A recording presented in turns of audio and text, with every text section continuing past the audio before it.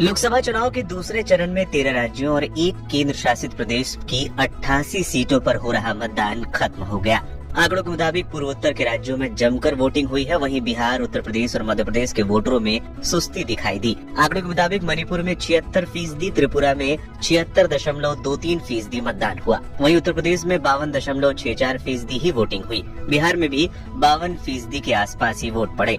लोकसभा चुनाव के दूसरे चरण में 12 राज्यों और एक केंद्र शासित प्रदेश की 88 सीटों पर मतदान हुआ। दूसरे चरण की वोटिंग के मद्देनजर 5 बजे तक अलग अलग राज्यों का मतदान प्रतिशत इस प्रकार रहा।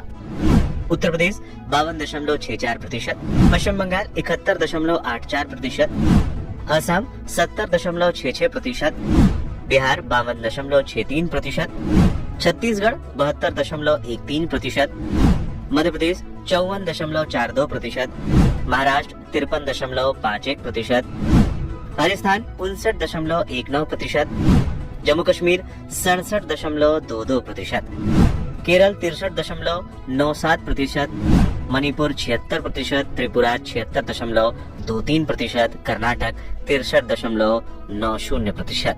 दूसरे चरण में उत्तर प्रदेश में अमरोहा, मेरठ, बागपत, गाजियाबाद, गौतम बुद्ध नगर, बुलंदशहर, अलीगढ़ और मथुरा सीट पर मतदान कराया गया। यूपी की 8 लोकसभा सीटों पर शुक्रवार को शांतिपूर्वक मतदान संपन्न हुआ। भीषण गर्मी के बावजूद लोग वोट डालने पहुंचे। दोपहर बाद मतदान ने तेजी पकड़ी। हालांकि इसके बावजूद मतदान फीसदी पहले चरण के बराबर नहीं पहुंच सका। पहले चरण के दौरान शाम 5 बजे तक जहां 57.54% वोट पड़े थे, वहीं दूसरे चरण में मात्र 52.64% मतदान हुआ। सबसे कम वोटिंग मथुरा में हुई, जहां केवल 46.96% लोगों ने ही वोटिंग की।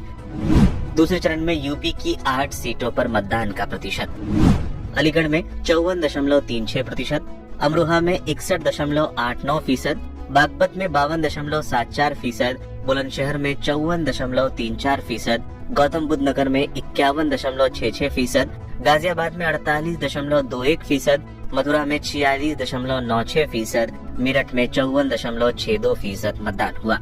यूपी में लोकसभा चुनाव के दूसरे चरण के मतदान में जबरदस्त गिरावट आई। पहले फेज में भी बेहद कम वोटिंग हुई थी। कुछ सीटों पर तो 50% का आंकड़ा भी 5 बजे तक पार नहीं हो सका। कम मतदान ने हर दल के माथे पर शिकन ला दी है।